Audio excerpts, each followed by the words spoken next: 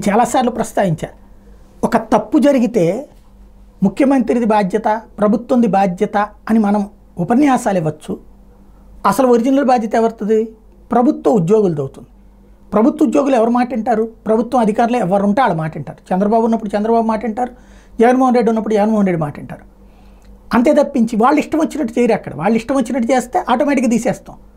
ఇప్పుడు నిధుల దారి మళ్లింపు అధికారులు కింద చేసేశారు, ప్రభుత్వం చేసేసింది ఆనాడు జగన్ ప్రభుత్వం అంటూ విమర్శలు చేసుకొచ్చారు పవన్ కళ్యాణ్ కానీ చంద్రబాబు కానీ వీళ్ళంతా. ఇప్పుడు లెక్కలు తీయమన్నారు. తీయమంటే అధికారులు అందులో నిధుల దారి మళ్లింపు తెలుగుదేశం హయాంలోనూ జరుగుతుంటాయి. ఈ శాఖ నుండి ఆ శాఖకి లేదా దీనికి దానికి లింక్ చేసుకుంటూ అన్నట్టు. బట్ దాన్ని ఒక నేరం కింద చూపించారు.